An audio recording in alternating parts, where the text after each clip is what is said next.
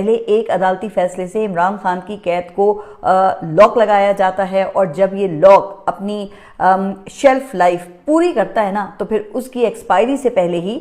وہ ایک extra lock لگا دیا جاتا ہے تاکہ قید کا جو یہ سلسلہ ہے یا تسلسل ہے یہ برقرار رہے۔ اب سب سے پہلے یہ 2023 میں توشہ خانہ 1 میں عمران خان کو سزا دی گئی، ایک لاک لگا جو جلد ہی ٹوٹ گیا، تو سائفر میں سزا سناتے سناتے پورے 5 ماہ لگ گئے۔ اس دوران پھر قید رکھنے کے لیے پھر وہ دیگر حربوں سے کام چلانا پڑا، کبھی ایک کیس میں گرفتاری تو کبھی دوسرے کیس میں انکوائری، لہٰذا پھر یک کے بعد دیگرے ایکسٹرا انتظام کا بندوبست کیا گیا۔ پہلے آپ نے دیکھا کہ سائفر، پھر دوبارہ توشہ خانہ، اور اس کے بعد پھر عدت والا جو کیس تھا اس میں سزا سنا کر اکٹھے یہ 3 لاک لگا دیے گئے، لیکن وہ کچے نکلے کیونکہ ایک کے بعد ایک ٹوٹتا گیا اور تینوں سزائیں وہ 1 سال بھی نہ نکال سکیں، لہٰذا پھر 9 مئی کے جو کیس تھا اس میں ضمانتیں منسوخ کر کے قید میں رکھنا پڑا عمران خان کو، یہاں تک کہ پھر القادر کیس کے لاک کا بندوبست ہو گیا۔ بلکہ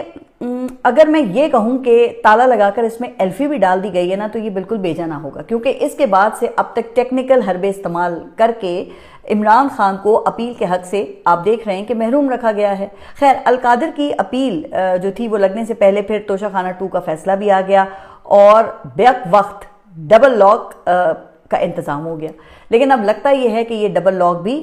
کھڑکنے لگ گئے ہیں کیونکہ ہائی کورٹ میں اپیلیں فکس ہونے کے مراحل میں داخل ہو چکی ہیں۔ اچھا، ان اپیلوں کی سماعت کو مؤخر کرنے کے لیے اب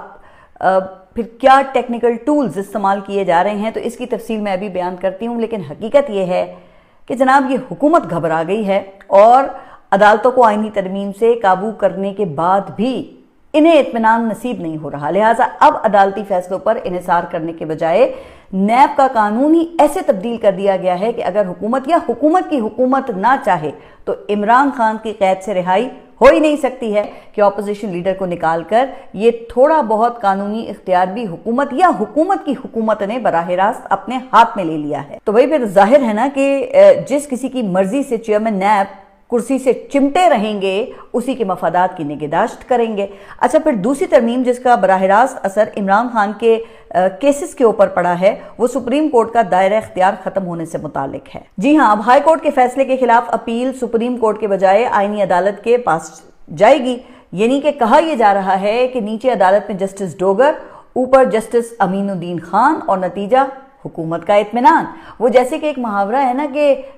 گھی گیا کھچڑی میں اور کھچڑی گئی پیٹ میں، لیکن میں سوچ رہی ہوں کہ اس ترمیم کے بعد سپریم کورٹ وہ کہاں جائے گی جس کے چیف جسٹس نے کچھ دن پہلے فرینڈ آف دی کورٹ کو اڈیالہ جیل بھیجا تھا۔ اچھا،